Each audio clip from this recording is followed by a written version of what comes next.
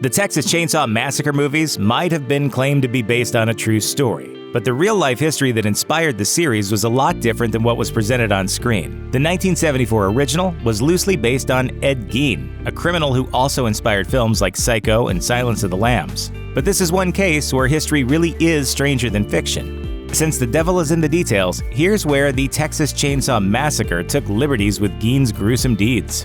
Don't mess with Wisconsin. If there was a competition for least geographically accurate biopic in history, Texas Chainsaw would win every single time. While the movie takes place in Texas, and it's right there in the title, the true story that inspired the film happened over 600 miles away in the backwoods of rural Wisconsin. Not only did real-life Leatherface Ed Gein never set foot in Texas, he never really left his hometown. Gein lived with his mother and spent his entire life in a small town called Plainfield, working odd jobs to get by. When his mom died, he lived alone in their dilapidated house, surrounded by her possessions.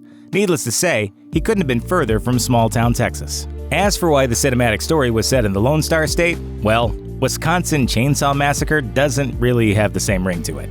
More importantly, Texas was where writer-director Tobe Hooper was born. And that wasn't the only personal experience that would inform a major shift for the screen version. No chainsaws. Leatherface's weapon of choice might be a chainsaw, but Ed Gein never used one. Although he did tend to relieve corpses of their skin to make gross household items himself, he did the deeds with just a knife.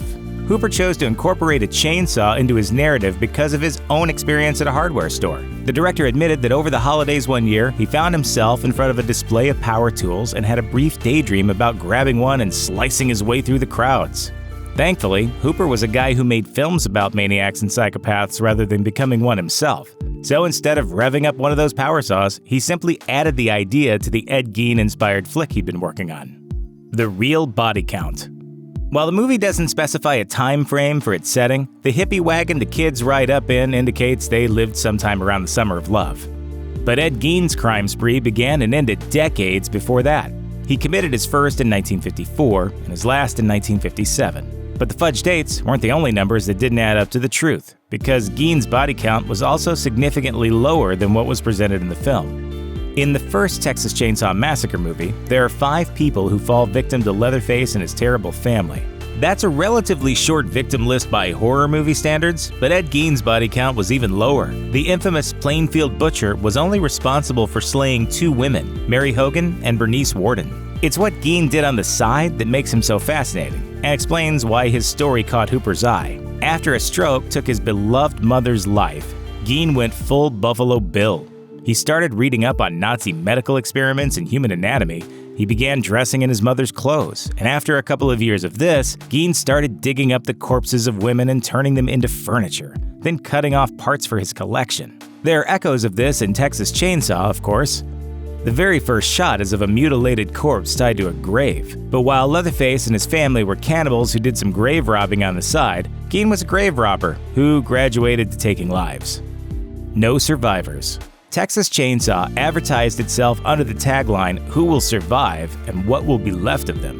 which implied that at least some of Leatherface's victims would survive the film. And one does. Sally, the lone survivor, escapes. She may be covered in blood and short on sanity by the end, but she's alive. Real life is far crueler than fiction. For the women Gein encountered, there was no nail-biting escape, no speedy exit in a truck while their attacker threw a well-choreographed chainsaw tantrum. Those who encountered Gein never lived to tell the tale. Both Mary Hogan and Bernice Worden met gruesome ends. Hogan was shot in the back of the head while closing up her bar and dragged back to Gein's farmhouse. There she was butchered, her face turned into a mask for Gein to wear, a gory detail that would later become part of Leatherface's costume. If anything, Worden's death was worse. Unlike Hogan, she was later found naked, disemboweled, and decapitated, with the remnants of her body hanging from the rafters of Gein's barn and her face stowed inside a bag nearby. That discovery was grim, but there was some positivity to come of it. Her son was a sheriff's deputy who had noticed Gein acting suspiciously around her store. So the moment she went missing, he pointed the finger at Gein, which meant they were able to stop him before he could claim any more victims. Gein confessed to police he liked to wear the flesh of dead women and dance around in the moonlight, a detail that is somehow too horrific even for the Texas Chainsaw Massacre. The unhappy ending. Unlike the movie, in which Leatherface eludes capture, When Gein was caught, he didn't escape.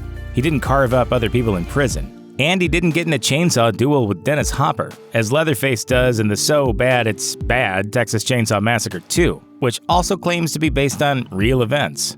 Gein's last victim was Beatrice Warden, and after he was caught, Gein didn't commit any more atrocities in the remaining 30-odd years of his life. This is probably because of where Gein spent those remaining years. After his arrest in 1957, he was deemed unfit to stand trial and condemned to psychiatric care. After being declared mentally competent in 1968 and tried for murder, he was found to have been insane when the crimes took place and recommitted, this time to the Mendota Mental Health Institute in Madison, Wisconsin, where he remained until his death in 1984.